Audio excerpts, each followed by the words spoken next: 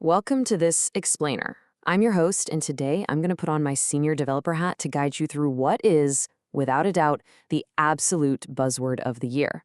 We are talking about vibe coding. Whether you're a seasoned pro or someone who has literally never written a single line of code in your life, you need to pay attention because this movement is fundamentally changing how we think about building software. Okay, let's jump right into this quote from OpenAI co-founder Andre Karpathy. He posted this back in early 2025, and it really kicked off this whole vibe coding movement. I mean, it sounds a little wild, right?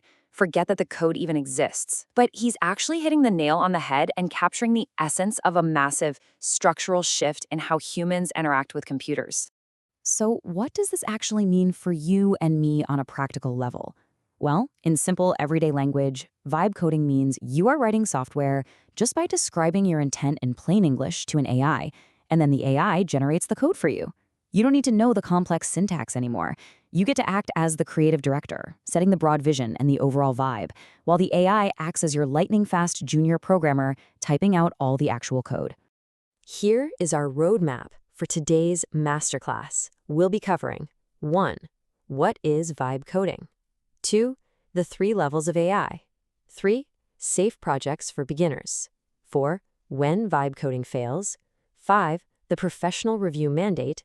And 6. Balancing speed and standards.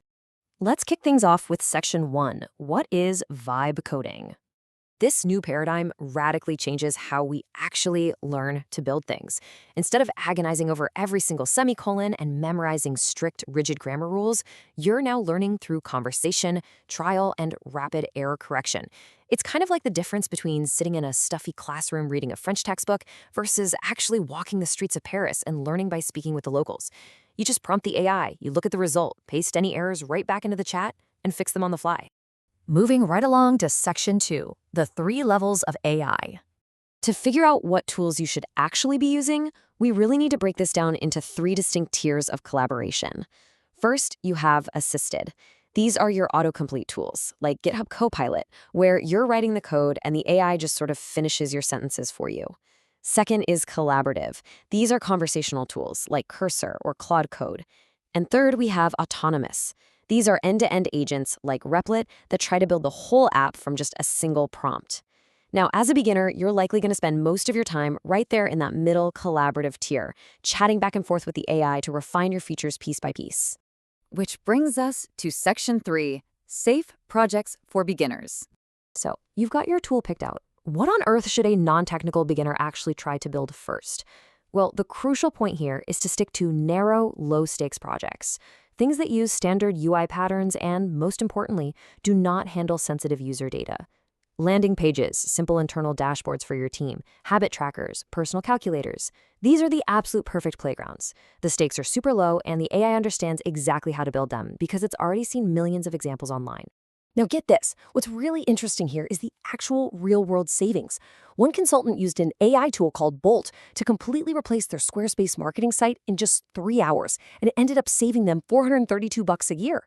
Because it was just a simple static site with no complex backend, the AI handled it flawlessly. That right there is a brilliant, highly effective vibe coding win. But we do need to talk about section 4, when vibe coding fails.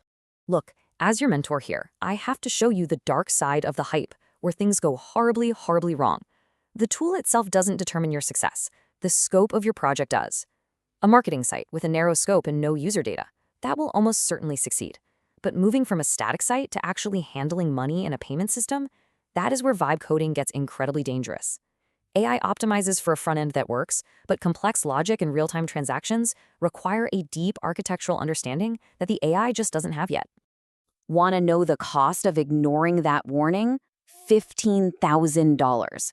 That was the cost of a catastrophic payment reconciliation disaster uncovered recently by a fractional CTO who was reviewing real-world projects. A founder tried to vibe code an e-commerce backend, and the AI built a webhook that completely failed to record 15% of customer transactions. So customers were being charged, but they never received their products. It cost $15,000 in developer time just to rescue and rebuild that mess. So consider this your definitive list of where vibe coding dreams go to die. Authentication flows, complex database architecture, exposed Stripe keys, literally sitting right there in the front-end code, and unverified webhooks. When an AI builds these complex features, it's just optimizing for looking good in the next hour. It completely ignores underlying structural security and scalability. And that leads us directly into Section 5, the professional review mandate. This is, without a doubt, the most important lesson of this entire explainer. I really want you to ask yourself right now, are you actually ready to launch to real customers? Because before you say yes, you absolutely must understand that deploying a complex app without a professional engineer reviewing the code first is a massive security risk. Vibe coding produces amazing, mind-blowing prototypes, but incredibly dangerous production apps. I think this quote perfectly sums it all up. AI is optimized for how much wow can I get in the next hour, rather than for the quality of what's created. Remember that fractional CTO I mentioned? They reviewed 10 real projects out in the wild and found a perfectly consistent pattern. The projects that failed disastrously were always the ones that skipped human oversight before going to production. You simply cannot skip the professional review. Finally, let's wrap up with Section 6, balancing speed and standards. Look, this isn't about rejecting AI at all. It's about using it smartly. Even veteran, legendary developers like Linux creator Linus Torvalds are using vibe coding, but they apply it pragmatically. And here is your golden rule. AI is a powerful tool. It is not a replacement for human expertise. Use the AI to generate the boring boilerplate code. Use it to build your prototypes rapidly, and use it to learn the logic faster than ever before. But always remember that you, the human, remain entirely responsible for the final architecture, the security, and the safety of the application. So, I want to leave you with this one provocative thought. Will you use vibe coding just to build fleeting prototypes that fall apart under pressure, or will you use it to truly master the logic behind the magic? I really hope this masterclass helps you build your very first app safely, securely, and successfully. Thanks so much for joining me on this explainer, and hey, keep building.